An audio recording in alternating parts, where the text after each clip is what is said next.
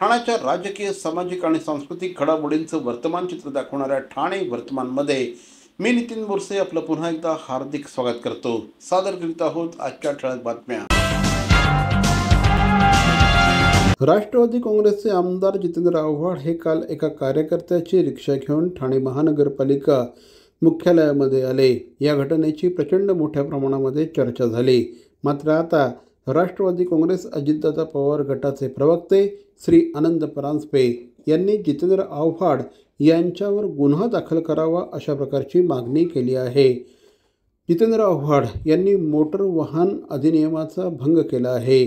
त्यांच्याकडे रिक्षा चालवण्यासाठी लागणारा बॅच लायसन्स नाही, त्यामुळे आव्हाड यांनी कायद्याचा भंग केला आहे। त्यामुळे त्यांच्यावर कारवाई करावी अशी मागणी श्री आनंद परांजपे यांनी केली। आव्हाड यांच्याकडे कुठल्याही प्रकारचे रिक्षा चालवण्याचं लायसन्स नाही, त्यांना रिक्षा चालवता येते की नाही माहिती नाही आणि अशा वेळेस ते रिक्षा चालवत असताना एखादा नागरिक जखमी झाला असता तर काय झालं असतं, या संदर्भात याला जबाबदार कोण असा प्रश्न त्यांनी उपस्थित केला आहे।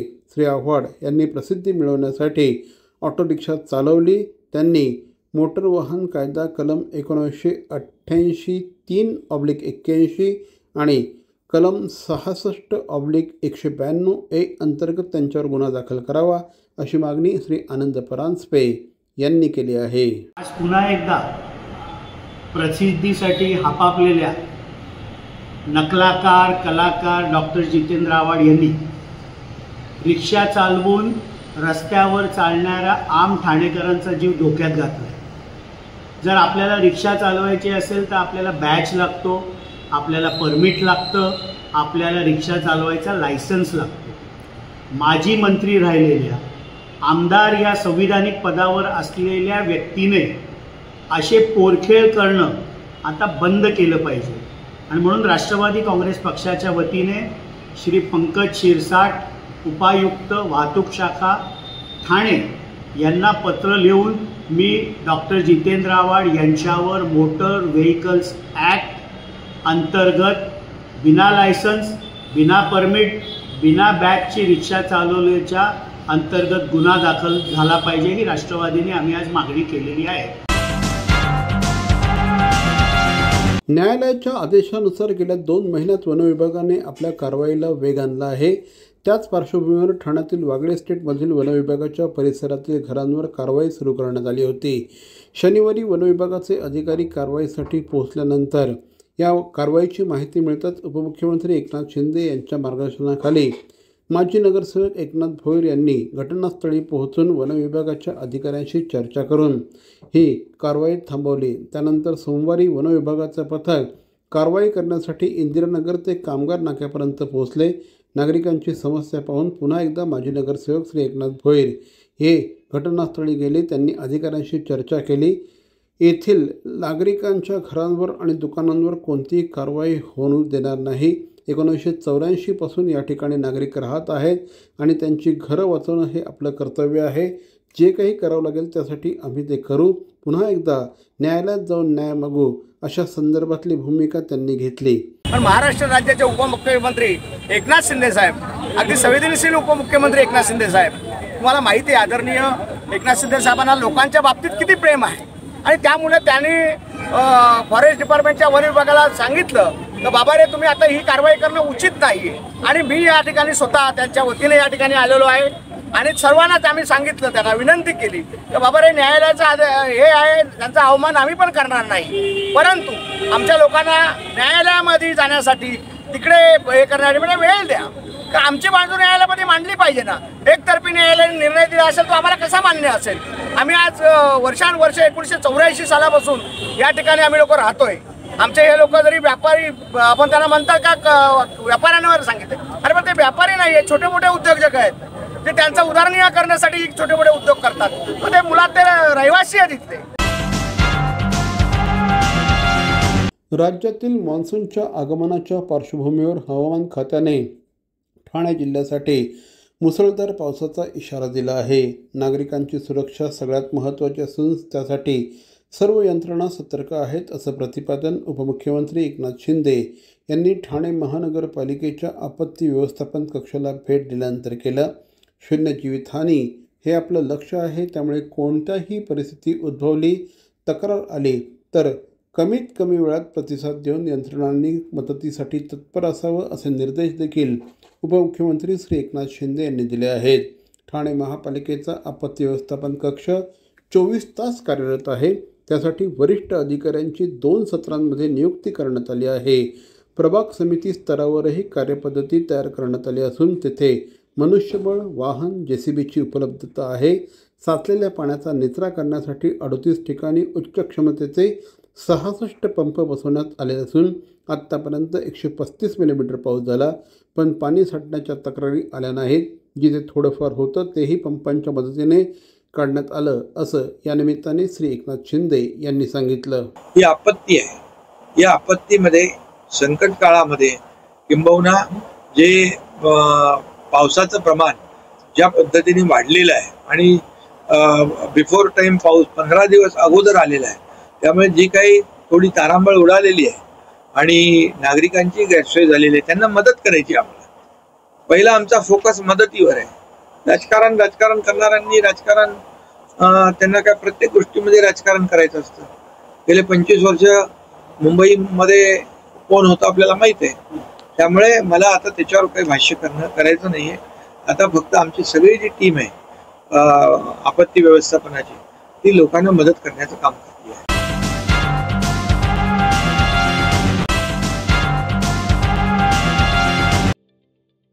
ठाणे महानगरपालिकेचे मालमत्ता कर म्हणजेच प्रॉपर्टी टॅक्स भरण्याचे आवाहन. सन 2022-23 या आर्थिक वर्षाचे मालमत्ता कराचे म्हणजेच प्रॉपर्टी टॅक्सचे बिल ठाणेकर करदात्यांना महापालिकेमार्फत आर्थिक वर्षाच्या सुरुवातीस म्हणजेच माहे एप्रिल 2022 मध्ये देण्यात आलेले आहे. तथापि अद्यापही काही करदात्यांनी मालमत्ता कर महापालिकेकडे जमा केलेला नाही. सध्या आर्थिक वर्षाचा अंतिम टप्पा सुरू झाला आहे. मालमत्ता कर वसुलीसाठी महापालिकेतर्फे कडक कारवाई हाती घेण्यात आली आहे.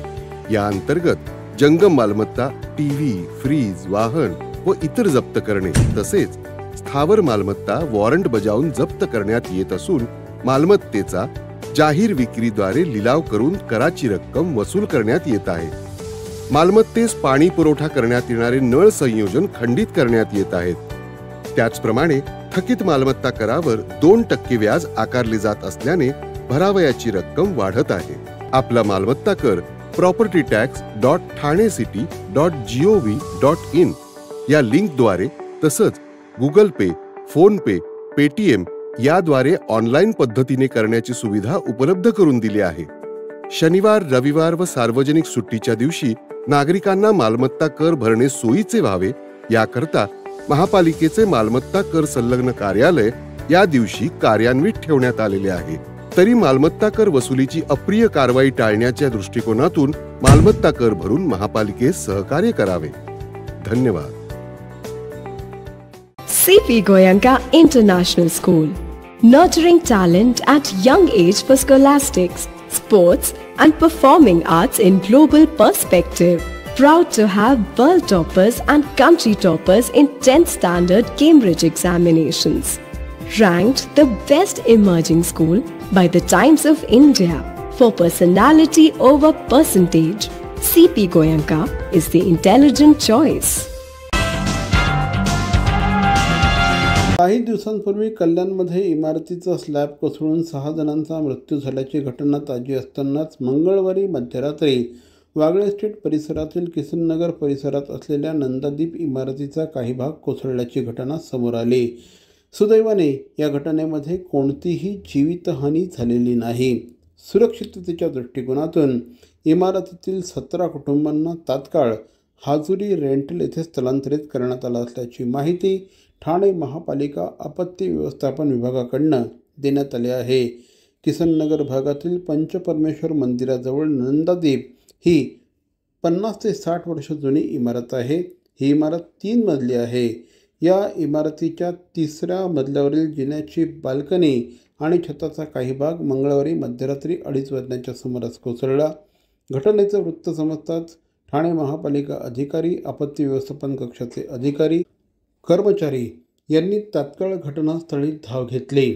या इमारतीचा उर्वरित भाग अत्यंत धोकादायक स्थितीत असल्याने इमारतीतील 17 कुटुंबांना तात्काळ हजुरी रेंटल येथे स्थलांतरित करण्यात आला आहे।